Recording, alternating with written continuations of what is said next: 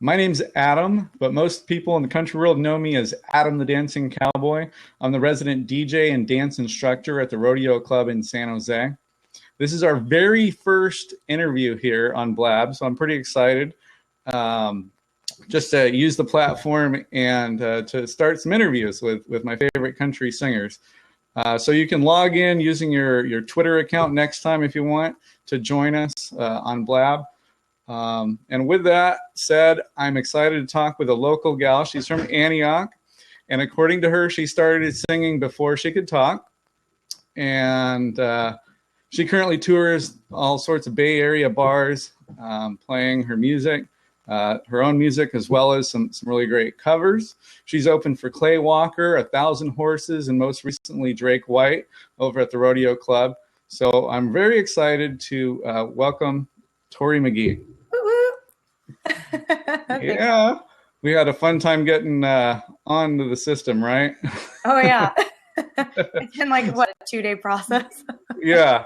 Well, I appreciate you doing that with me, and so here we go. We're gonna jump right into some questions, and it was kind of funny. I was doing some research, and you answer a lot of these questions all over the internet, so it's very easy. Yeah, how about that? So, who are some of your major influences in your life? Well, I guess it's pretty typical to be influenced by your parents, but definitely, I mean, I spent my entire life around them, and my mom's a really, really dedicated hard worker, and so is my dad. He had several jobs growing up, and he was in a band when he was young. Granted, it was not country.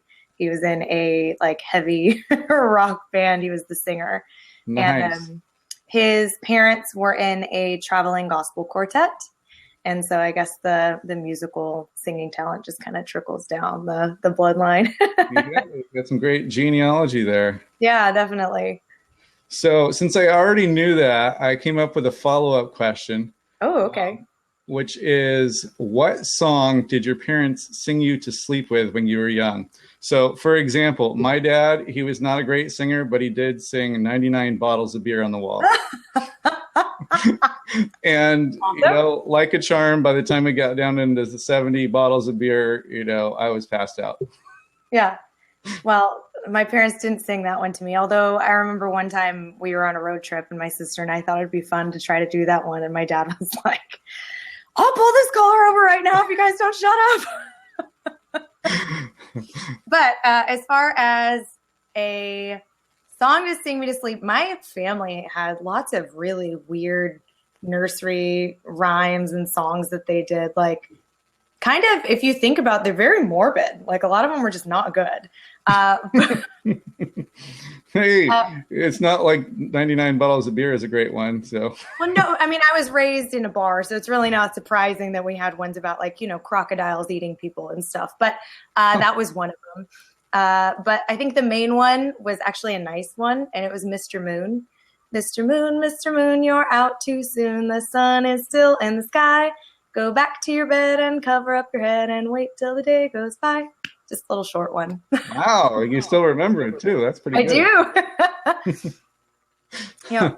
I could think of the crocodile one too. I think I can remember that one too. That's okay. Okay. Don't worry. Maybe next time. Next time. Yeah, next time. We'll have you next time. So let's say a new song comes out. It's really good. It's all over the radio. It's all over streaming. Mm-hmm. How long would you say that it would take you to pick up that new song? I mean, do you like pick it up on the fly, or do you spend like weeks, practicing it?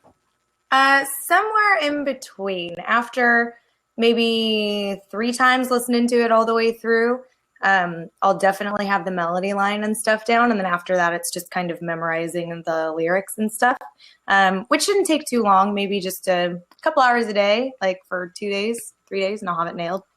That's good. It's pretty quick process for me because I'm kind of ADD where I'm all over the place. And so it's really hard for me to sit down and focus on learning one song for an extended period of time. So I kind of drag it out through a couple days and get it done. Gotcha. So you might pick one up and then you move on to another one and come back to the first.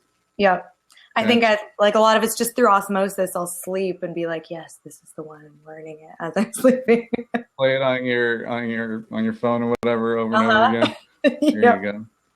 So you've played at a lot of places. You've played at the Rodeo Club and a bunch of other places, around the Bay Area in Northern California. So what is your favorite place to play?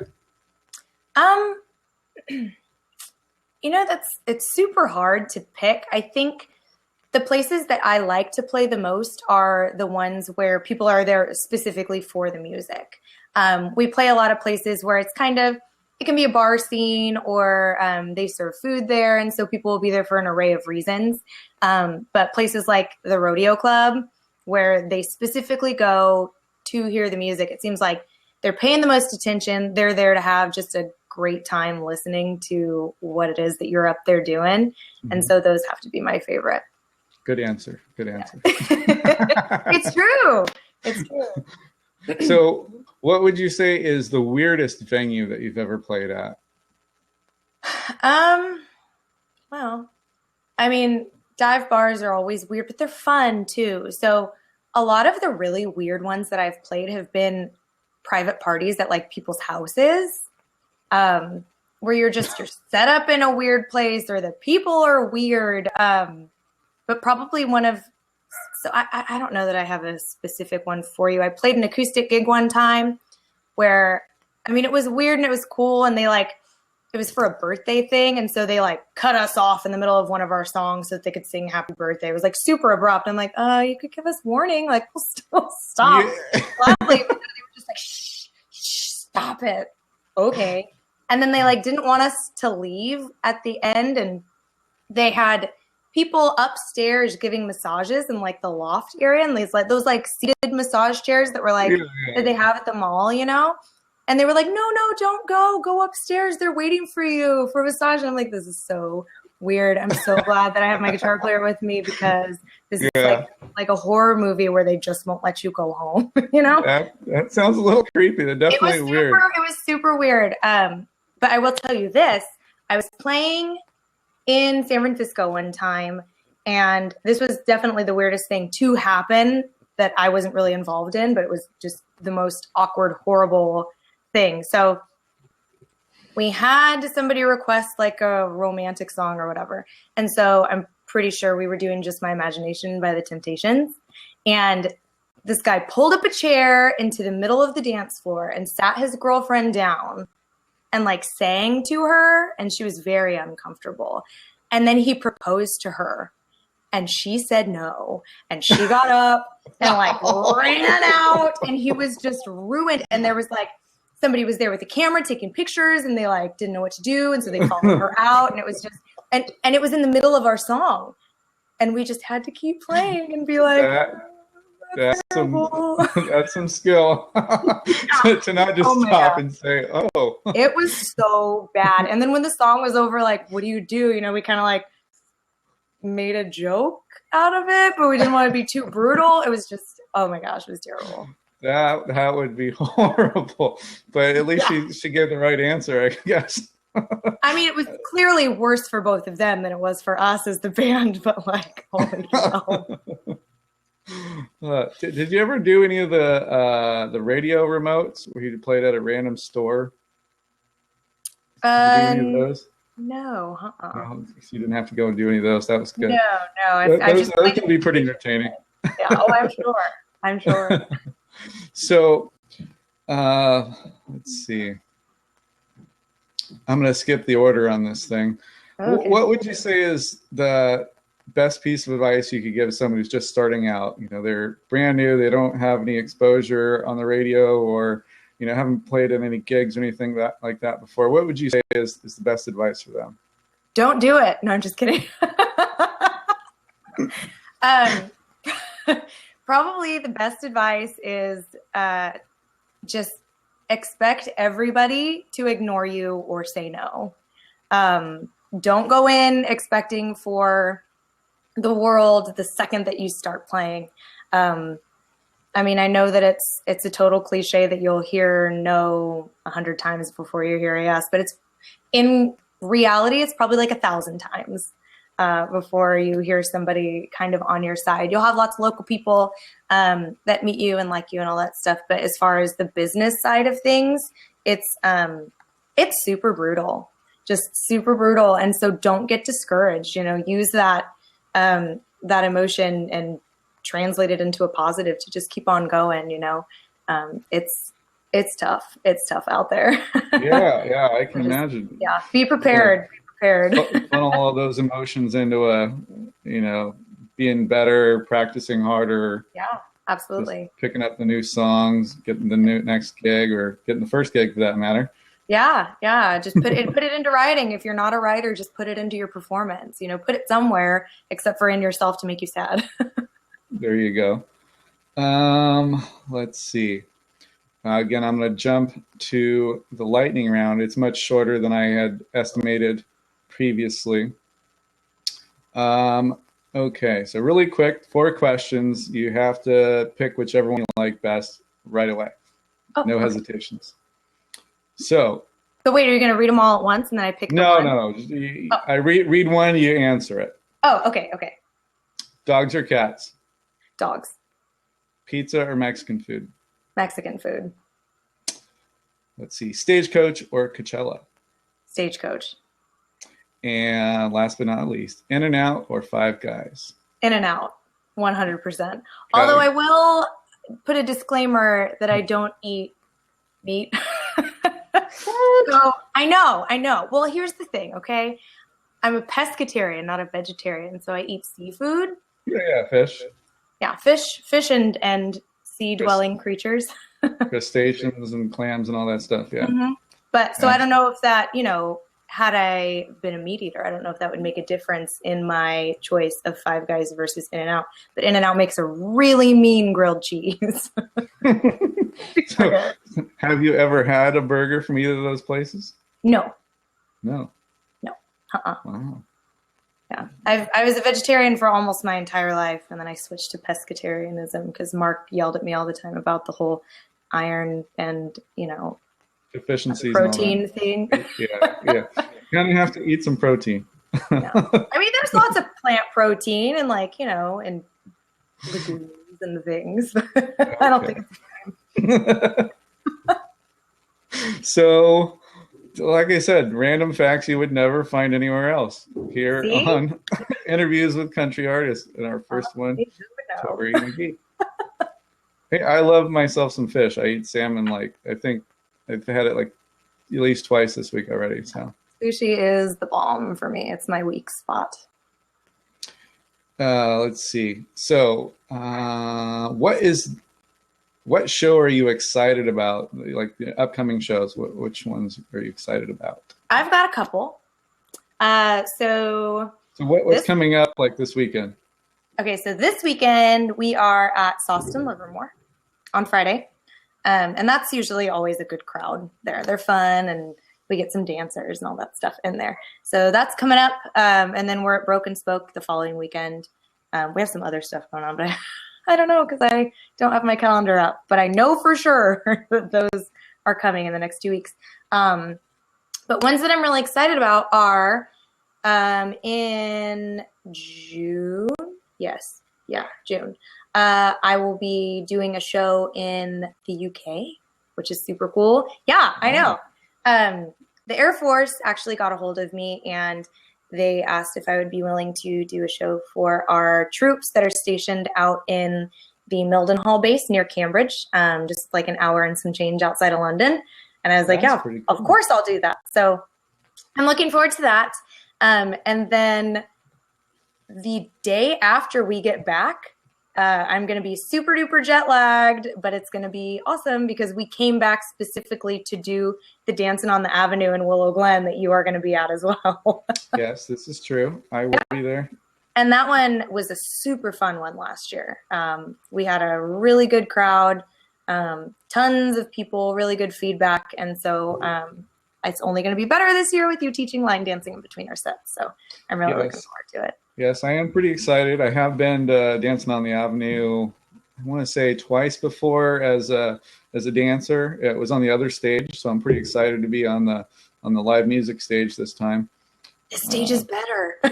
Oh, it's way better. It's out in the open. You can see it. You don't have to crowd in. So, yeah, that'll be an exciting show. That's Dancing on the Avenue. It's like the third Saturday in June. I think it's like so London show is Thursday the 16th. So then Friday the 17th. So I think it's the 18th. Saturday the 18th. Okay. Yeah. And then I think yes, you're right. Yeah. And then another good one is the following weekend, I think. I'm going to be playing at a NASCAR race at the Sonoma Raceway. That's pretty cool too. Yeah. So June's going to be like a super awesome month for shows because we have all the ones that I'm really excited about. So. Okay. Yeah. So how would people get a hold of you? You know, your fans are watching. I mean, obviously some of them already know how to get a hold of you, but if someone else who's watching the replay wants to find you on social media, where would they go? Well, my cell phone number is, no, I'm just kidding. So I'm on Facebook. If you go to facebook.com/Toree, Toree music, I'm there. I am on Instagram. It's at Toree McGee. Everything's with 2 E's because my parents thought they were Dr. Seuss. So it's Toree, and my middle name is Lee, Lee. How about that? So it's Toree McGee on Instagram. It's the same on Twitter. I'm on Snapchat too, but I think that one's different. It's, I think, Toree Lee 72. But you can like find the links to all of that stuff on my other social media, Facebook and Twitter. Gotcha. And everything. Or on your website or something like that. Yeah. All over the place. Yeah, there's a website too. I always forget about that. It's ToreeMcGee.com. There you go. I'm the worst at like self-promotion. I swear. We had a conference call with the band and they're like, Toree, you really got to tell people to go to your website and like follow you and stuff. And I'm like, I know. I'm terrible at it. So I got to get better. Yeah, you just got to practice it. It. Yeah, I'm lucky. No, you're on the microphone every week, so just do it. I know. I'm on the horn. I have the attention. I just forget to be like, hey, plug your social media outlets. I just write it on your hand or something, you know? Yeah. A good trick is if you have something that you need to remember and you're a singer, whether it be like lyrics that you always forget, like the beginning of a verse or something you need to announce. If you write right here around your hand. Oh, yeah. You're like looking down. Hold the microphone and then you're looking right at it. There you go. Insider tip. So if you're just starting out, pick that tip up. Use it. I mean, you don't want to write too small or anything because they'll probably smear. Yeah. Hopefully you're not too sweaty. There you go.